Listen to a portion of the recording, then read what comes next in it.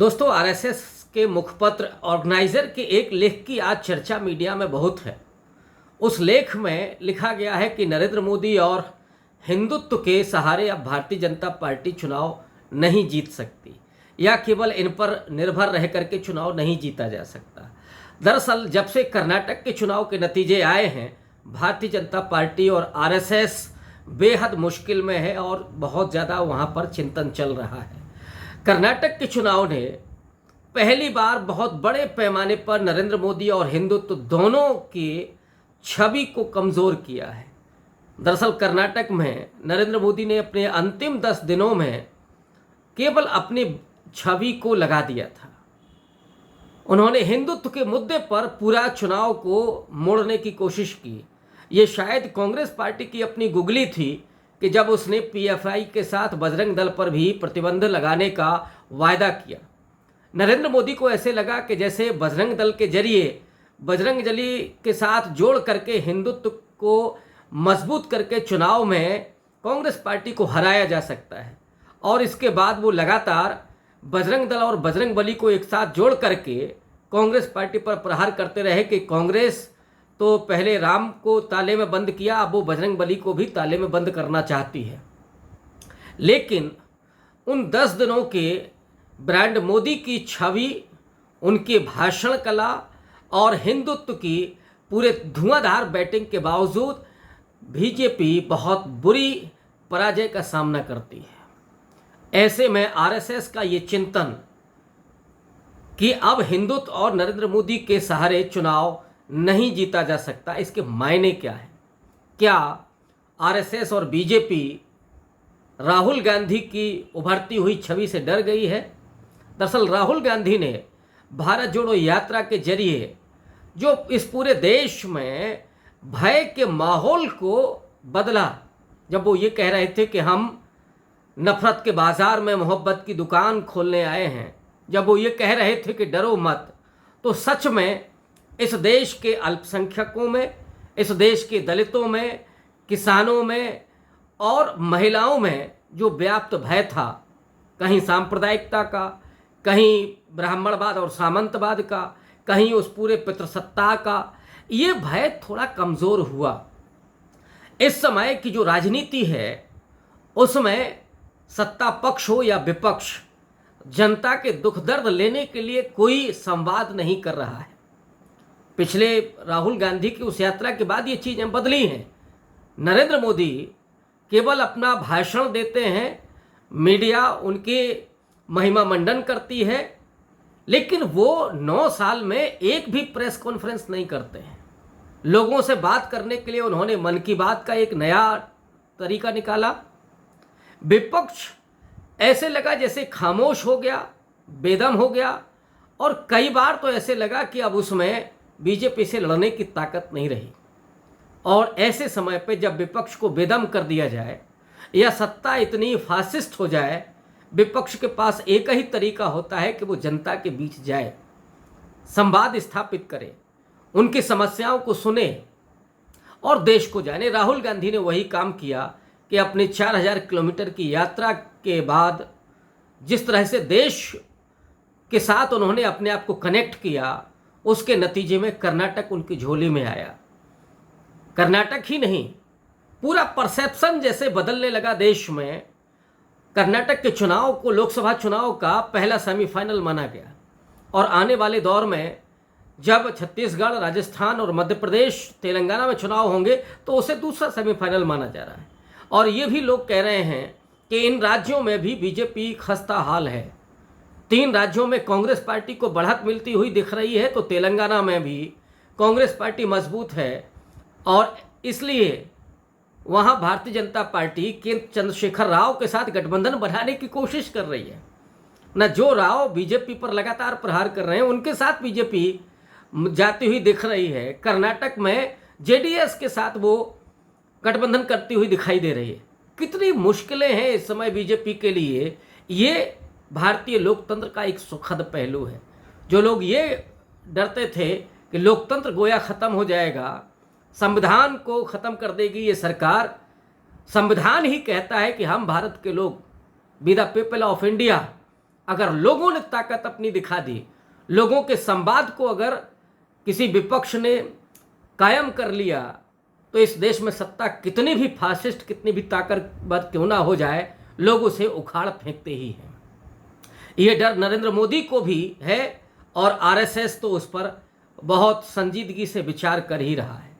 तब ऐसे में क्या ये भी पूछा जा सकता है कि आरएसएस नरेंद्र मोदी के विकल्प पर विचार कर रहा है?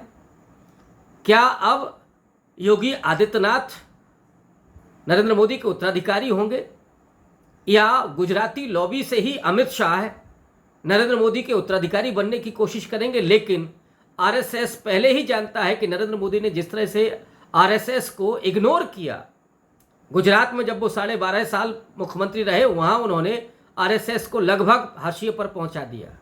जब से वो प्रधानमंत्री हैं, आरएसएस की उनके सामने कुछ नहीं चलती, भले ही दुनिया भर के सारे फैसलों में आरएसएस की चलती हो, लेकिन नरेंद्र मोदी आज तक नागपुर नहीं गए हैं। ये नरेंद्र मोदी ने अपनी ब्रांडिंग के जरिए आरएसएस को भी आईना दिखाया, गोया वे आरएसएस से भी बड़े हो गए, इंडिया से तो बड़े हैं ही, और बीजेपी की तो कोई हैसियत है ही नहीं। जब बीजेपी का प्रवक्ता ये कहता है कि नरेंद्र मोदी इस देश के बाप हैं, तो हम उस चीज़ को समझ सकते हैं कि भारतीय जनता पार्टी की लीडरशिप और पूरी पार्टी किस तरह से नरेंद्र मोदी के सामने नतमस्तक है, और वो उस गोदी मीडिया की तरह भांड बन के वो भी नरेंद्र मोदी का महिमा मंडन पूरी पार्टी करती है। उसमें एक दो असहमतियों के स्वर हैं, जिसमें नितिन गडकरी का नाम आता है। तो क्या आरएसएस नितिन गडकरी पर दांव लगाएगी? महाराष्ट्र का वो ब्राह्मण नेता जो कर्मठ भी माना जाता है, जो संजीदा भी माना जाता है, लेकिन वैचारिक स्तर पर संघ से जुड़ा हुआ है। योगी आदित्यनाथ का भी नाम आता है, लेकिन योगी आदित्यनाथ की जो परवरिश है वो हिंदू महासभा की है। आरएसएस में वो चुनाव के पहले कभी नहीं रहे।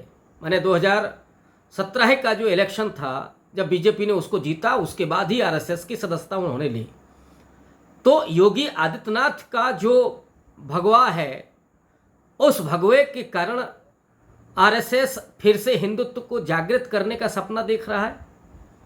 लेकिन सवाल ये भी है कि योगी आदित्यनाथ, जिनकी परवरिश हिंदू महासभाई है, क्या वो आरएसएस को आगे चलकर चुनौती नहीं दे सकते हैं? तब विकल्प क्या होगा? एक तो लोग ये भी कह रहे हैं कि हेमंत बिस्वा शर्मा जैसा फायर ब्रांड जो रोज राष्ट्रवाद के इशू पर या मुसलमानों के खिलाफ उल जलूल भाषा में बात करते रहते हैं, क्या वो हो सकते हैं? लेकिन फिलहाल इस सवाल को हम छोड़ दें कि योगी आदित्यनाथ उत्तराधिकारी होंगे या नितिन गडकरी या अमित शाह। सवाल ये है कि नरेंद्र मोदी क्या करेंगे? क्या नरेंद्र मोदी इतने आसानी से हार मान जाएंगे? वो व्यक्ति जिसने विपक्ष और समाज की चिंता नहीं की, जिसने समाज को घोषित तौर पर ध्रुवीकृत किया, वो व्यक्ति क्या आरएसएस के इस मंतव्य की चिंता करेगा? और क्या मोदी में अभी ये क्षमता है कि वो रीब्रांडिंग के जरिए अगले चुनाव में आरएसएस को इग्नोर करके और चुनाव जीत सकते हैं? मुझे लगता है कि मोदी के पास अभी एक अवसर है, और जाहिर तौर पर नरेंद्र मोदी भी डरे हुए हैं राहुल गांधी से और कांग्रेस पार्टी के बढ़ते हुए प्रभाव से। तो ऐसे में उनके पास एक विकल्प है कि वे मई के बजाय जनवरी में चुनाव करवा लें या दिसंबर में चुनाव करवा लें। उसके पहले अभी जब वो अमेरिका जा रहे हैं और वहाँ के पार्लियामेंट के ज्वाइंट सेशन को संबोधित करेंगे, उसमें भी ब्रांडिंग होगी। भले ही इस देश के टैक्स पेयर का पैसा वहाँ व्यापार में चला जाए, जो अभी वहाँ पे सौदे होने हैं, उन सौदों में जो ख़रीदारी भारत करेगा उसका सीधा फायदा अमेरिका और वहाँ के व्यापारियों को होगा, जो जेट विमान खरीदे जा रहे हैं। उसके जरिए रीब्रांडिंग की कोशिश करेंगे नरेंद्र मोदी। अभी उनके पास कारपोरेट मीडिया है ही उनका रोज महिमा मंडन करने के लिए। रही बात हिंदुत्व की, तो अगस्त का 5 तारीख आपको याद है ही, कई बार ऐसे फैसले लिए गए हैं। अगर नरेंद्र मोदी 5 अगस्त पर एक यूसीसी का मैटर लेकर के आते हैं, समान नागरिक संहिता को भारत में लागू करते हैं, तो जाहिर तौर पर इसको लेकर के इस देश में विरोध होगा, बवाल भी हो सकता है। वहाँ से ध्रुवीकरण करने का मौका और हिंदुत्व की रीब्रांडिंग करने का मौका नरेंद्र मोदी को मिल सकता है। और नरेंद्र मोदी ये चाहेंगे कि वो उसी समय जब वो मंदिर का उद्घाटन करें, जब वो यूसीसी के मुद्दे पर होने वाले बवाल का फ़ायदा उठाएं, अपनी फिर से रीब्रांडिंग करें और वो एक हिंदू राष्ट्रवादी के तौर पर अपने आप को फिर से मजबूत बना करके पेश करें और जो विकल्प हैं उन विकल्पों को किनारे कर दें, तो नरेंद्र मोदी 2024 के चुनाव में फतह करने का सपना देख सकते हैं। और ये भी है जो दूसरा सेमीफाइनल जिसको मैं कह रहा हूँ, अगर उसका चुनाव होता है और उसमें कांग्रेस पार्टी 3 राज्यों में या 4 राज्यों में जीत जाती है और बीजेपी हार जाती है, तो नरेंद्र मोदी के ब्रांड का क्या होगा? वो तो धराशायी हो जाएगा। तो ये जोखिम नरेंद्र मोदी क्या लेंगे? 4 राज्यों के चुनाव के बाद क्या वो लोकसभा चुनाव में जाएंगे? और अगर उस समय नतीजे उनके खिलाफ जाते हैं तो जाहिर तौर पर लोकसभा चुनाव उनके लिए बेहद मुश्किल हो जाएगा। इसलिए एक विकल्प ये है कि वे पहले चुनाव कराएं, दिसंबर जनवरी में चुनाव कराएं, हिंदुत्व की रिब्रांडिंग समान नागरिक संहिता के जरिए करें, समाज को फिर से ध्रुवीकृत करने की कोशिश करें और दूसरे देशों में जाकर के इवेंट मैनेजमेंट के जरिए अपने आप को फिर से रिब्रांड करें और चुनाव करा लें दूसरे सेमीफाइनल के साथ ही, मंदिर के उद्घाटन के साथ। इसमें नरेंद्र मोदी क्या सफल हो सकते हैं? सवाल ये भी है। मुझे लगता है कि जब एक बार एक विचार का समय ख़त्म होने लगता है और एक कॉरपोरेट मीडिया के जरिए फुलाए गए गुब्बारे यानी ब्रांडिंग की जब छवि खराब होती है तो फिर उसको रीब्रांड करना बेहद मुश्किल होता है। ऐसे में नरेंद्र मोदी की ये कोशिश भी उतनी कामयाब नहीं होगी और यही वजह है कि आरएसएस अब सीधे तौर पर नरेंद्र मोदी के विकल्प और हिंदुत्व के चुनाव के नतीजे पर असर के बारे में पुनर्विचार कर रहा है।